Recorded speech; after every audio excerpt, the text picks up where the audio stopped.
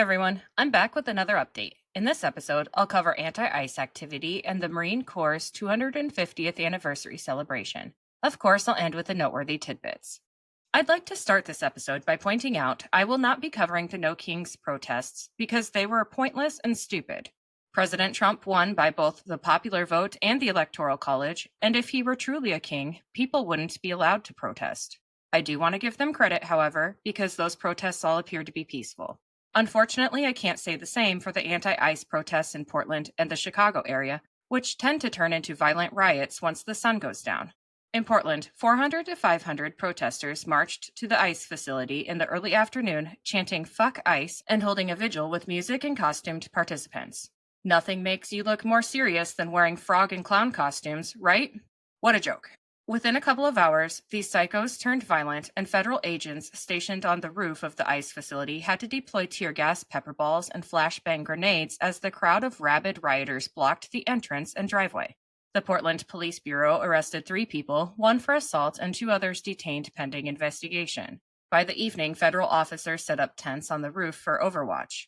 In the Chicago suburb of Broadview, around 300 to 400 protesters gathered by midday, shouting for the protest of a detained far-left militant in black bloc attire. Tensions peaked in the afternoon with clashes. Protesters attempted to block roads, resulting in at least 1 arrest, and prompting police pushes and an unlawful assembly declaration. Videos show protesters antagonizing agents and demands for releases, with some linking to Portland's Rose City Antifa. The atmosphere was tense but contained, with more focus on arrests than munitions. I do want to avoid grouping all the protesters together by clarifying that there may be people peacefully protesting during the day who leave before things turn violent at night. On to the Marine Corps' 250th anniversary celebration. The United States Marine Corps anniversary celebration marked 250 years since its founding on November 10, 1775, as a year-long nationwide campaign. Organized under the Marine 250 initiative by the Marine Corps Heritage Foundation and the U.S. Marines, it honors the Corps' legacy of service, sacrifice, and amphibious warfare traditions.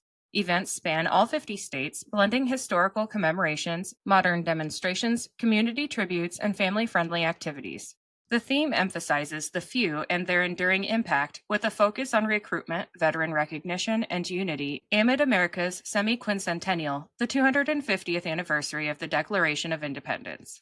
Camp Pendleton in California held an amphibious capabilities demonstration yesterday, a centerpiece event featuring the largest live-fire artillery demonstration in the continental U.S. in over a decade. It showcased integrated Navy-Marine operations with fighter jets, helicopters, amphibious vehicle beach landings, Navy vessels, and towed howitzer fire on Red Beach. Vice President J.D. Vance, a former Marine, and War Secretary Pete Hegseth delivered remarks emphasizing the Corps' strength and critiquing woke military policies. The event transitioned into a beach bash family picnic at Del Mar Beach, celebrating community ties. California Governor Gavin Newsom raised safety concerns over the live fire, but Vance's office affirmed it as routine training. Thousands of Marines, sailors, and civilians were in attendance, and other events across the United States are scheduled to occur. For the full schedule, visit marine250.com or homecoming250.org. Now it's time for the noteworthy tidbits, which are brought to you today by Old Glory. Let me tell you about them quick. Are you looking for a gift for a music lover, or maybe some apparel to show off your quirky side?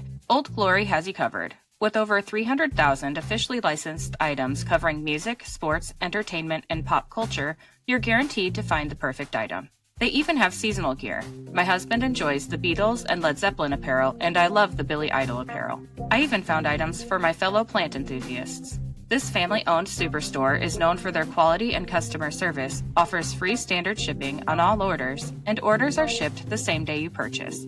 My discount code gives you 15% off your entire order, and it's currently the best deal available. Just visit oldglory.com and enter in my promo code JADE, that's J-A-D-E, at checkout. All right, let's get back to the tidbits. President Trump ordered a strike on a very large narcotics-carrying submarine headed to the U.S. There were 4 known narco-terrorists aboard the vessel, 2 of which were killed in the strike, and the other 2 will be returned to their countries of origin, Ecuador and Colombia, for detention and prosecution.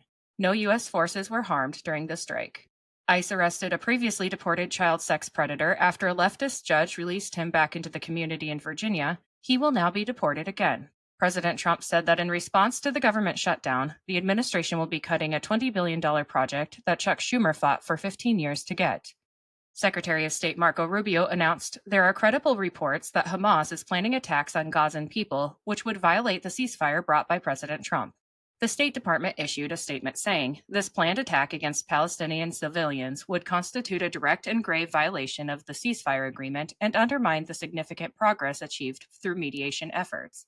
The guarantors demand Hamas uphold its obligations under the ceasefire terms. Hamas should take this statement seriously because, as President Trump said earlier in the week, if Hamas continues to kill people in Gaza, which was not the deal, we will have no choice but to go in and kill them. That's all I have for today. I'll be back with another update soon. Until then, please like, subscribe, and share this podcast, and follow me on Instagram and X at Shades of Jade Pod. Thank you for listening and have a great day.